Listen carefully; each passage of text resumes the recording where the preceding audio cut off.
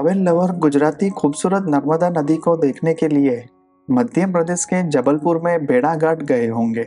आज एक दुखद कहानी जबलपुर शहर की। 30 मई 2024 गुरुवार रात को 11:15 बजे सिविल लाइंस थाना जबलपुर, इस थाने के इंस्पेक्टर इंचार्ज ने एक आरोपी को पकड़ने के लिए हरिद्वार तक 1800 किलोमीटर लंबी दूरी तय की थी।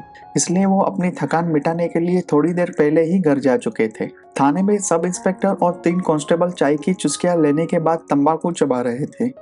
उस समय 21 साल का लड़का, जो अपने चेहरे पर नकाब बांधे हुए था, एक लुटेरे की तरह आया और इन चारों के सामने खड़ा हो गया। किसका काम है भाई? आप कौन हैं? इस टाइम किस लिए आए हो? एक कांस्टेबल ने पूछा। उसने कहा, आपका ही काम है, मैं सरेंडर करने आया हूँ। इतने शांत भाव से कहने के बाद लड़के ने मुंह से गमछा निकाला और अपना इंट्रोडक्शन दिया। मैं मुकुल सिंह हूँ। Mukul Singh, Rajpal Singh, millennium colony. आप कुछ याद आया?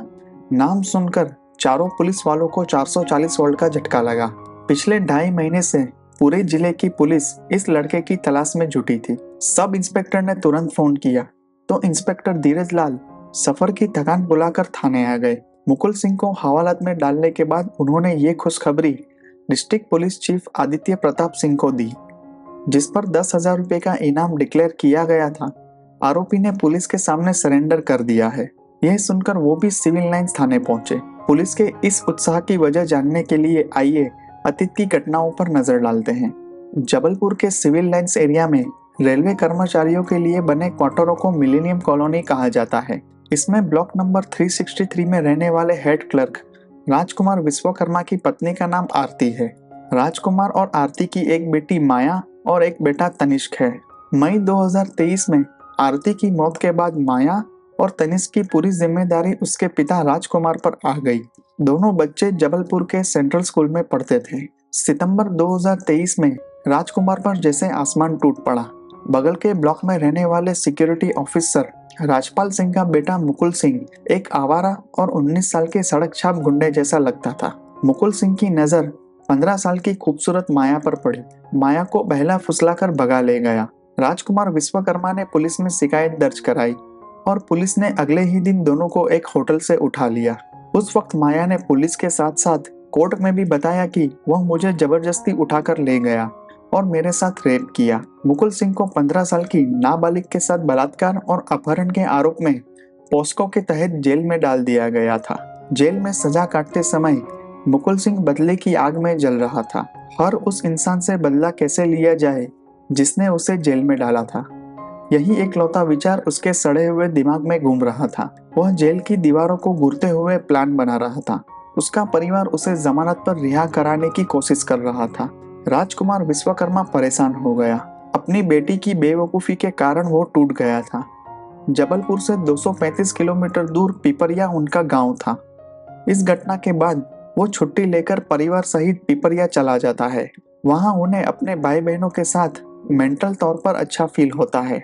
उन्होंने रेलवे में ट्रांसफर के लिए एप्लीकेशन भी दिया था कि मेरा ट्रांसफर जल्द से जल्द पिपरिया या इटारसी कर दिया जाए। रेलवे सिस्टम की ओर से कोई रिस्पॉन्स नहीं आया और इसी बीच 15 मार्च 2024 को एक भयानक घटना घट गई।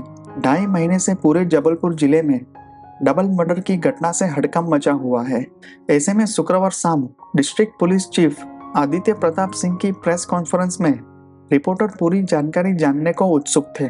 मुकुल सिंह की गिरफ्तारी के अगले दिन 31 मई 2024 पुलिस स्टेशन चीफ ने एक एक कर पूरी जानकारी दी। फरवरी 2024 में मुकुल सिंह को जमानत मिल गई और वो बाहर आ गया। इसके बाद उसने जेल के टॉर्चर को याद करते हुए किससे बदला लेना है इसकी एक लिस्ट बनाई।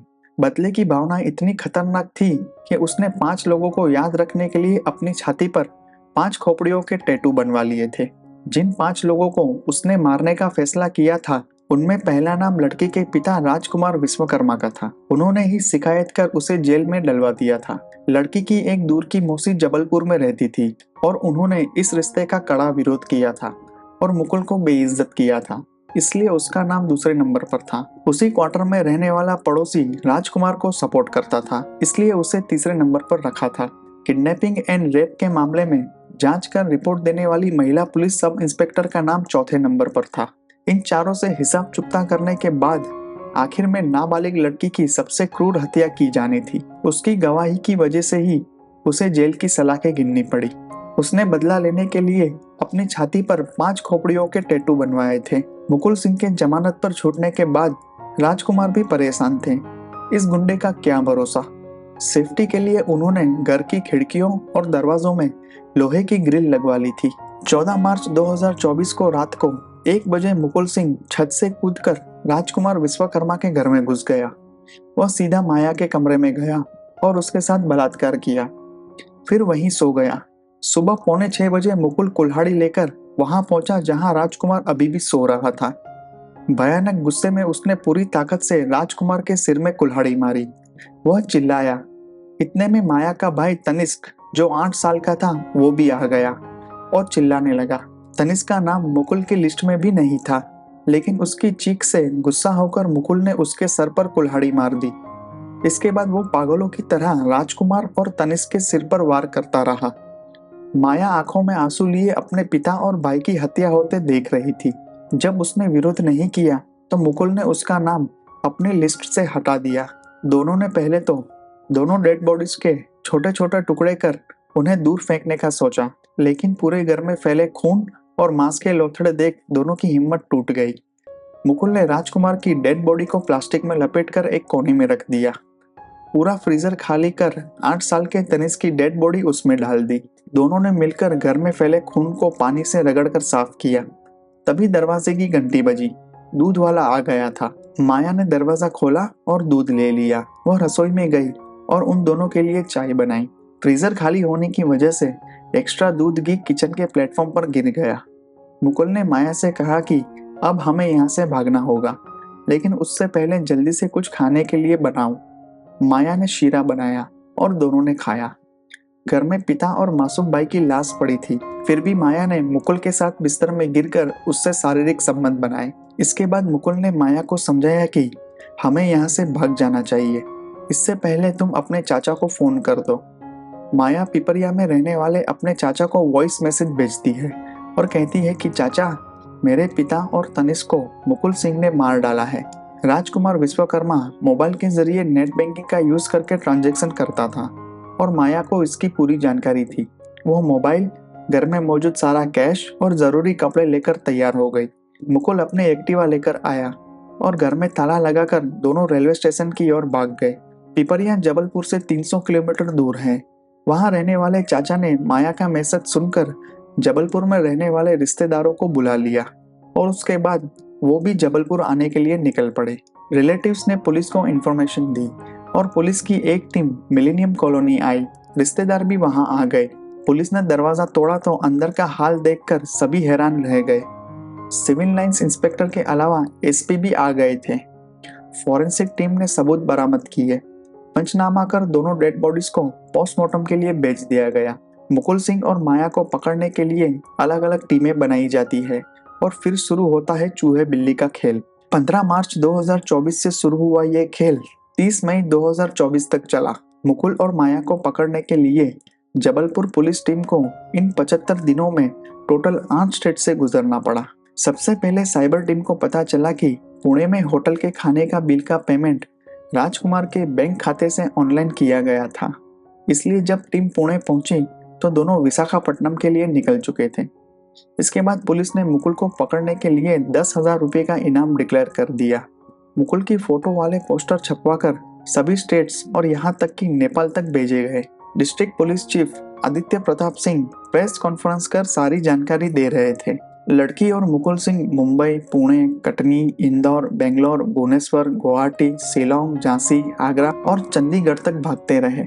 हमें उन जगहों के सीसीटीवी फुटेज भी मिलते थे, लेकिन हमारी टीम के पहुंचने से पहले ही वो लोग भाग जाते थे। राजकुमार विश्वकर्मा के बैंक अकाउंट को पुलिस के सीज कर दिए जाने के बाद उन्हें पैसों की दिक्कत होने लगी और दोनों चंडीगढ़ से अमृतसर पहुंच गए। लंगर में फ्री में खाना मिलता था। इसके बाद वो ट्रेन में बिना टिकट हरिद्वार पहुंच गए। वो एक धर्मशाला ढूंढते थे जहां उन्हें मुफ्त कमरा और खाना मिलता था और वहीं रुकते थे। पैसे होने पर उन्होंने नेपाल भागने की कोशिश की, लेकिन उनके पास सफिशिएंट डॉक्यूमेंट नहीं थे, इसलिए नेपाल जाना पॉसिबल नहीं था। हरिद्वार में उनकी धर्मशाला के पास ही एक जिला अस्पताल था। लड़की रोज आंगन में टहलने जाती थी। हालांकि मुकुल भी उसके साथ होता, इसलिए वहां मौजूद एम्प्लॉयज को शक हुआ। साथ ही एक एम्प्लॉय ने मुकुल की फोटो वाला पुलिस पोस्टर देखा और पुलिस को इन्फॉर्मेशन दी। 29 मई 2024 की सुबह हरिद्वार पुलिस की टीम अस्पताल आई। उस वक्त लड़की और मुकुल साथ थे। पुलिस ने फोटो से तुरंत मुकुल को पहचान लिया, लेकिन मुकुल उनकी उम्मीद से कहीं ज्यादा शातिर निकला। पुलिस ने नाबालिग लड़की को तो पकड़ लिया, लेकिन मुकुल भाग निकला। हरिद्वार पुलिस ने जबलपुर पुलिस को इन्फॉर्म करने के बाद हमारी टीम हरिद्वार गई और नाबालिग लड़की को अपने कब्जे में ले लिया। नाबालिग लड़की के पकड़े जाने से मुकुल को डर था कि कहीं वो पुलिस को सब बता न दे। साथ ही उसके पास इतने पैसे भी नहीं थे कि वो कहीं और भाग सके।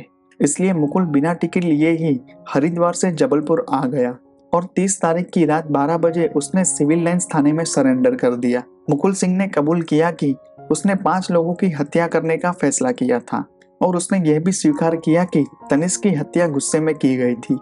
वो चिल्लाया और घबराहट में उस पर कुल्हाड़ी घुमा दी, लेकिन मेरा उसे मारने का कोई इरादा नहीं था। सितंबर 2023 में मुकुल को नाबालिग के पिता की शिकायत के आधार पर सजा सुनाई गई थी कि मुकुल सिंह ने नाबालिग को किडनैप कर उसके साथ बलात्कार किया था। आज सुबह उसने कहा कि नाबालिग लड़की ने उस वक्त परमिशन दी थी। उसने बड़ी बेशर्मी से कहा कि इन 2.5 महीनों के दौरान हम साथ रहे, मैंने उसके साथ टोटल 38 बार बलात्कार किया है। क्या ये सच है कि मुकुल सिंह ने 5 हत्याओं के इरादे को याद रखने के लिए अपनी छाती पर 5 खोपड़ियों के टैटू बनवाए थे? एक जर्नलिस्ट ने पूछा तो पुलिस ने मुकुल सिंह की शर्ट उतार दी और जर्नलिस्टों को उसकी फोटो लेने दी। पिता और भाई की हत्या में शामिल नाबालिग लड़की को क्या सजा होगी? इतना बड़ा अपराध करने के बावजूद क्या वो सिर्फ इसलिए सजा से बच जाएगी क्योंकि वो नाबालिग है? आप इस बारे में क्या करेंगे? जर्नलिस्टों के सवाल के जवाब में ऑफिसर्स ने कहा कि हम इस नाबालिग लड़की को जुवेनाइल बोर्ड के सामने पेश करेंगे। हम जुवेनाइल बोर्ड के अधिकारियों से कहेंगे कि अपने पिता और निर्दोष भाई की हत्या में शामिल इस नाबालिग लड़की के साथ एक एडल्ट की तरह व्यवहार किया जाना चाहिए। एक नाबालिग लड़की खलनायक के जाल में फंसकर कितनी गिर सकती है, इसका ये जीता जागता एग्जाम्पल हर माता पिता के लिए खतरे की घंटी है।